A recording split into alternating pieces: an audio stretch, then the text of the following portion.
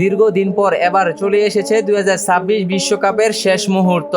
আর মাত্র একটি ম্যাচ, তারপরই শেষ হবে এক মাস জুড়ে চলা ফুটবলের মহাযুদ্ধ। সারা বিশ্বের কোটি কোটি ফুটবল প্রেমিকরা অপেক্ষা করছে বিশ্বকাপের মুকুট উঠবে কার মাথায়, আর্জেন্টিনা নাকি স্পেন। তবে শুধু বিশ্বকাপের ট্রফি নয়, ফাইনালের আগে সমানভাবে উপলব্ধি হয়ে উঠেছে ব্যক্তিগত পুরস্কারের লড়াই। কে জিতবে গোল্ডেন বুট, কে হবে টুর্নামেন্ট সেরা খেলোয়াড়, কোন গোলকিপারের হাতে উঠবে গোল্ডেন গ্লাভস। এখন পুরো ফুটবল বিশ্বের আলোচনার কেন্দ্রবিন্দুতে এই তিনটি পুরস্কার। তাই আজকের ভিডিওতে আমরা জানতে চলেছি ফাইনালের আগে কোন পুরস্কারে কে কতটা এগিয়ে রয়েছে এবং কার সম্ভাবনা সবচেয়ে বেশি, আর শেষ ম্যাচটি কিভাবে বদলে দিতে পারে হিসাব ক্যালকুলেশন। তো চলুন ভিডিওটি শুরু করা যাক। আর হ্যাঁ, আপনি যদি আমাদের চ্যানেলে নতুন হয়ে থাকেন তাহলে অবশ্যই ভিডিওটিতে একটি লাইক করে চ্যানেলকে সাবস্ক্রাইব করতে ভুলবেন না। প্রত্যেকটি বিশ্বকাপের সবচেয়ে মর্যাদাপূর্ণ ব্যক্তিগত পুরস্কারের মাঝে একটি হলো গোল্ডেন বুট। টুর্নামেন্টের সবচেয়ে বেশি গোল করা খেলোয়াড়ের হাতে উঠে এই সম্মান। আর যদি একাধিক খেলোয়াড় সমানভাবে গোল করেন তাহলে অ্যাসিস্টের সংখ্যা বিবেচিত করা হয়। সেটিও সমান হলে যিনি কম সময় মাঠে খেলেছেন তার হাতেই তুলে দেওয়া হয় এই সম্মাননা পুরস্কার। এখন প্রশ্ন হলো 2026 বিশ্বকাপে গোল্ডেন বুটের দৌড়ে কে সবচেয়ে বেশি এগিয়ে।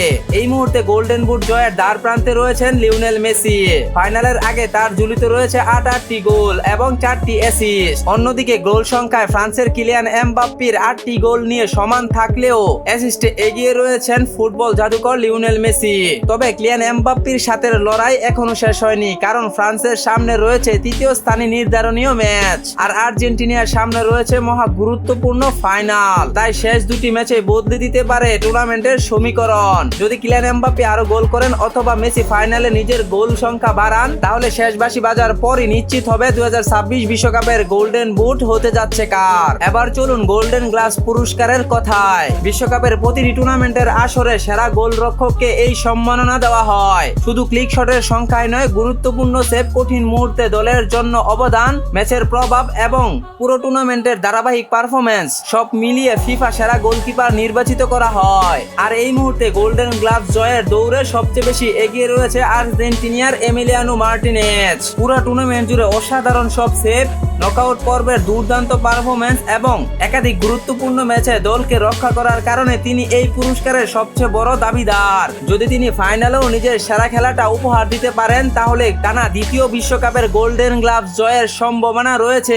এই শক্তিশালী গোলকিপারের। তবে লড়াই এখনো শেষ হয়ে যায়নি। স্পেনের গোলরক্ষক উনাই সিমোন রয়েছে এই দৌড়ে। পুরো টুর্নামেন্টে তার ধারাবাহিক পারফরম্যান্স, গুরুত্বপূর্ণ সেভ এবং স্পেনকে ফাইনালে তুলে নিয়ে আসা সবকিছুর অবদান তাকে শক্তিশালী প্রতিদ্বন্দ্বী হিসাবে গড়ে তুলেছে। তাই ফাইনালে যদি উনাই সিমন অসাধারণ পারফরম্যান্স দেখিয়ে স্পেনকে চ্যাম্পিয়ন করতে পারে তাহলে গোল্ডেন গ্লাভসের সমীকরণও শেষ মুহূর্তে বদলে দিতে পারে। সুতরাং এই মুহূর্তে আর্জেন্টিনার এমিলিয়ানো মার্টিনেজ এগিয়ে থাকলেও চূড়ান্ত সিদ্ধান্ত নির্ভর করবে ফাইনালের 90 মিনিট কিংবা 120 মিনিটের পারফরম্যান্সের পর। এবার আসা যাক গোল্ডেন বল পুরস্কারের কথায়। তো গোল্ডেন বুট কে জিতবে জানার আগে চলুন আজকে আপনাদেরকে বিশ্বকাপের ফাইনাল ম্যাচের প্রেডিকশন দেই। আমার ফাইনাল প্রেডিকশন আর্জেন্টিনা 2 গোল করবে এবং 1 গোল করবে স্পেন। এখন চলে যাচ্ছি 1x এ, যেখানে নিজের ফুটবল জ্ঞানকে কাজে লাগিয়ে ফাইনাল প্রেডিকশন দেব। আর্জেন্টিনার উপর আমার পুরো বিশ্বাস, তাই আমার সিলেকশন আর্জেন্টিনা। সেমিফাইনাল ম্যাচে আমাদের প্রেডিকশন কিন্তু 100% মিলে গিয়েছিল।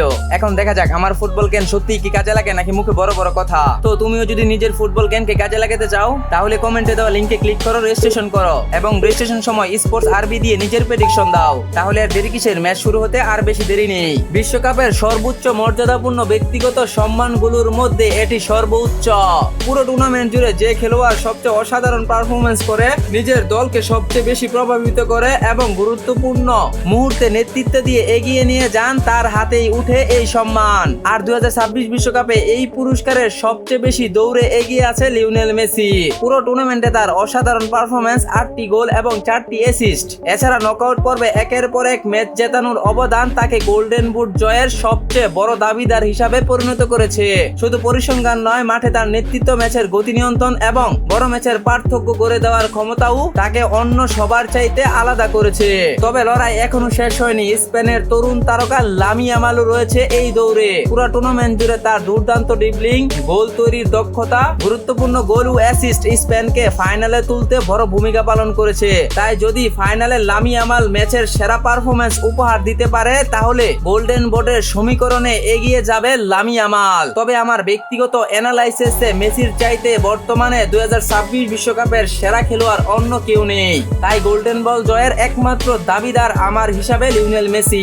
তো আপনার অ্যানালাইসিসে এই 3টি পুরস্কার কে কে পাবে বলে মনে হয় অবশ্যই কমেন্টে জানিয়ে রাখুন। ভিডিওটি ভালো লাগলে লাইক, কমেন্ট, শেয়ার, সাবস্ক্রাইব করতে ভুলবেন না। দেখা হবে পরবর্তী অন্য কোনো ভিডিওতে। ভালো থাকুন, সুস্থ থাকুন, আল্লাহ হাফেজ।